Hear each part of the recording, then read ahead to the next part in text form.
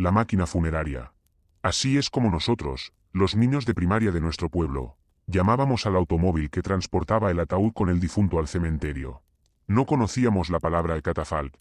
Además, era difícil llamar a este vehículo de esa manera. Permítanme contarles cómo transcurría el proceso de entierro en nuestro pueblo, y posiblemente en muchos otros pequeños asentamientos.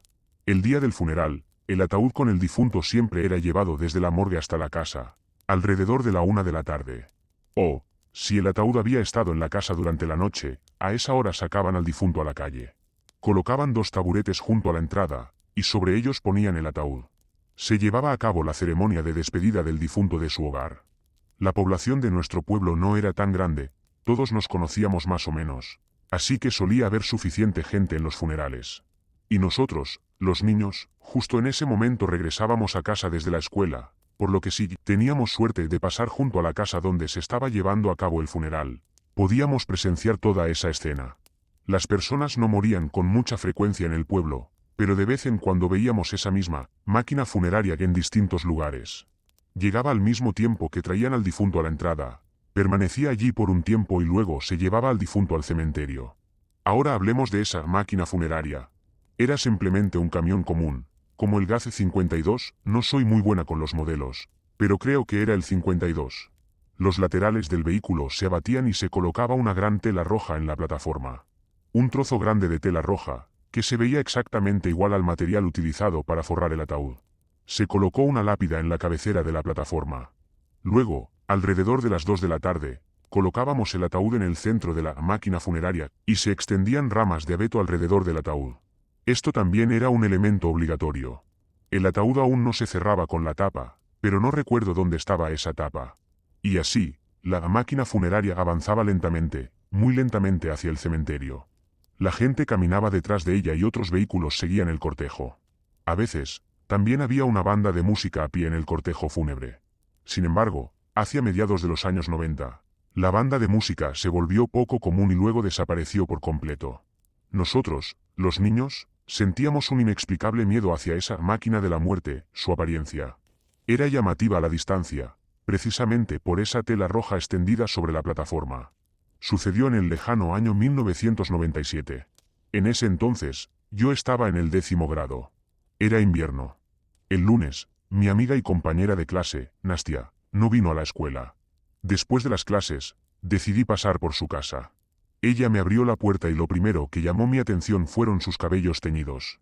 ¿Decidiste experimentar con tu apariencia? ¿Por qué no viniste a la escuela hoy? Le pregunté lanzándole preguntas. Nastia estaba sorprendentemente callada, aunque normalmente nunca se quedaba callada. Ella permanecía en silencio y lucía deprimida. Finalmente, logré sacarle algunas palabras. A continuación, relato desde su perspectiva. El sábado por la noche fui con mi novio, Lesia, a una discoteca en la Casa de la Cultura. Nos divertimos, bailamos y bebimos un poco. Luego, alrededor de las 11 de la noche, cuando la discoteca terminó, decidimos dar un paseo por las calles. Quería esperar a que mis padres estuvieran definitivamente dormidos para que no notaran que había estado bebiendo. Caminamos, charlamos sobre esto y aquello. A esa hora casi no había gente en la calle, además, era invierno, ventoso, con un poco de nieve. El viento poco a poco se intensificaba y comenzaba una tormenta de nieve. Lesia y yo nos adentramos en la periferia del pueblo. Caminábamos directamente por la carretera. De un lado estaban las casas residenciales y del otro, el río del pueblo que, en invierno, por supuesto, estaba cubierto de hielo. La carretera no estaba iluminada por farolas. Y hacia adelante y hacia atrás, solo había bosque. La carretera, de alguna manera, formaba un semicírculo alrededor del pueblo. Y aquí estábamos, caminando con Lesia, hablando. Y de repente escuchamos un ruido de un automóvil, no muy fuerte, pero claro. Decidimos apartarnos hacia el borde de la carretera y nos volvimos. Y ahí estaba ella, a pocos metros detrás de nosotros. La máquina de la muerte. Con los laterales abatidos y la tela roja extendida sobre la plataforma. Un escalofrío recorrió mi espalda. La máquina de la muerte nos seguía lentamente.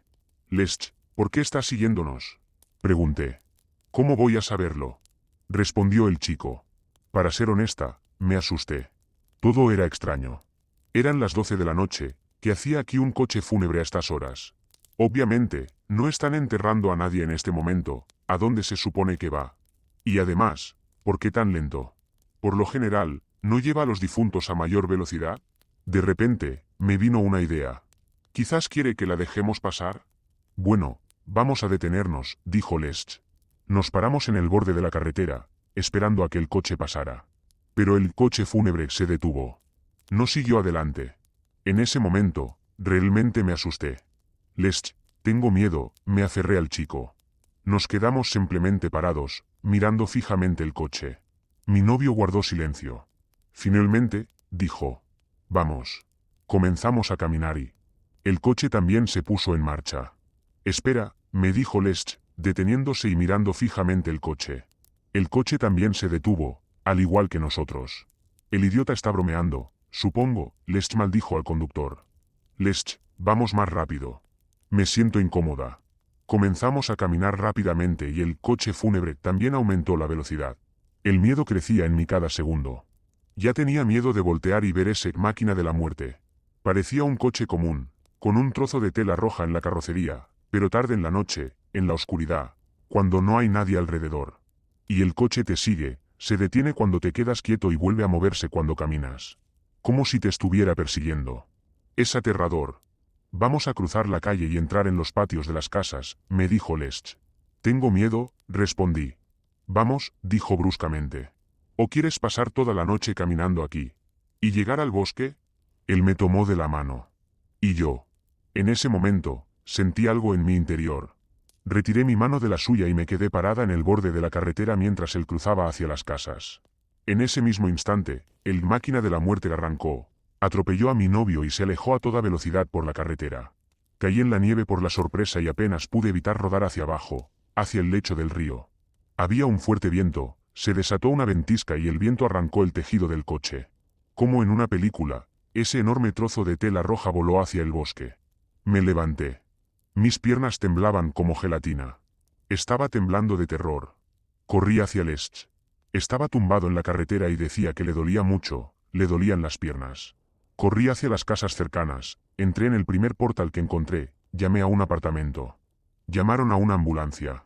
Se llevaron a Lesch al hospital y resultó que tenía fractura en ambas piernas. Escuché el relato de mi amiga, pero no le creí.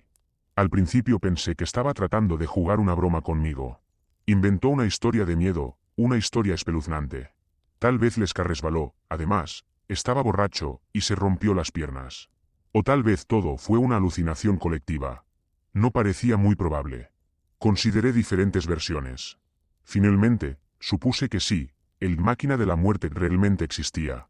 Pero el conductor estaba simplemente divirtiéndose al volante. Tal vez quería asustarlos.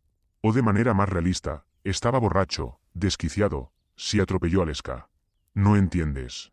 Estás sentada aquí, razonando, respondió Nastia. Pero yo. Sí, me teñí el pelo. Porque después de esa noche seguidamente me volveré canosa. Vi la cabina del coche fúnebre, en el momento en que arrancó y atropelló a mi novio. No había nadie al volante. La cabina estaba vacía. Y luego llegó la madre de Nastia del trabajo, y con ella vino el investigador. Lo que escuché no tenía ninguna explicación. Según las palabras del investigador, el coche fúnebre había estado en el garaje durante varios días, sin salir a ningún lado, ya que no había habido funerales en esos días.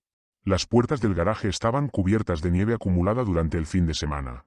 El conductor tampoco estaba trabajando, y el sábado por la noche estaba en casa, lo cual fue confirmado por varias personas. En el pueblo solo hay un coche fúnebre, no hay otro. Nastia juraba y se lo afirmaba que no había inventado nada y contó todo tal como sucedió. Su relato fue respaldado por el exa en el hospital. ¿Por qué iban a mentir? Confirmé la veracidad de su historia en la primavera, en marzo, cuando estaba esquiando con mi hermano en el bosque cerca del pueblo. Mira, Camila, aquí, parece que hay un campamento pionero. Se rió mi hermano y señaló con su bastón de esquí hacia los árboles. Miré. Colgando enredado en las ramas de los árboles, había un trozo de tela roja.